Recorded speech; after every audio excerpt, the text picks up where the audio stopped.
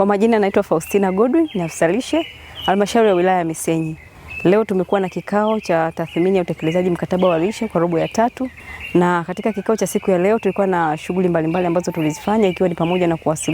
wasilisho ambalo limeelezea shughuli zilizotekelezwa katika kipindi cha robo ya 3, sambamba na wasilisho ambalo lilikuwa linaelezea faida na umuhimu wa urutubishaji. Mambo ambayo tumejadili katika kikao cha siku ya leo ilikuwa ni pamoja na baada ya kuwa na viashiria vingi kufanya vizuri na kuwa na rangi ya kijani, basi kwa wilaya ametoa msisitizo watu tusibweteke, bali tuendelee kuongeza jitihada na juhudi ili mapambano dhidi ya utapiamlo na udumavu katika halmashauri ya wilaya ya Misenyi yawe yanatija kwa kizazi cha sasa na cha baadaye. Na katika kikao cha siku ya leo tuliona faida za urutubishaji, tuliona kuna kata ambazo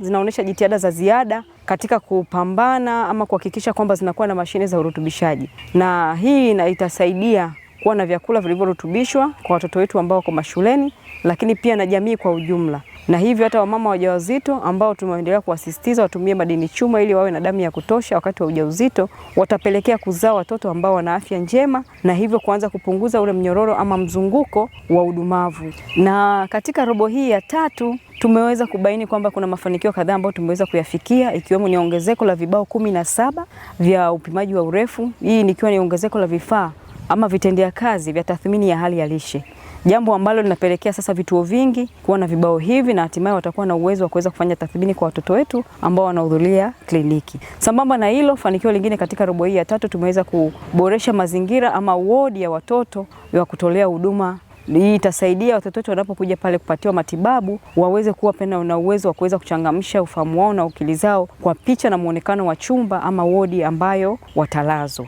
Jamii inaendelea tu kuwasisitiza tuendelee kuzingatia sana elimu ambazo tunazipata za lishe, iwe tunazipata katika mikutano ya hadhara, tunapokuja kuhudhuria kliniki, iwe katika maadhimisho mbalimbali ambayo yanafanyika. Elimu zile zinazotolewa za lishe tuzizingatie, kwa sababu ni chachu ambayo itapelekea tuweze kubadilisha mtindo wa maisha, namna ya ulaji, na hivyo kuwa na jamii ama watoto ambao watakuwa na afya njema. Na tunajua kabisa moja ya faida ya maendeleo ama maendeleo pia yanaletwa pia na uwezo wa watu kuweza kufikiri, kutafakari na kuchukua hatua.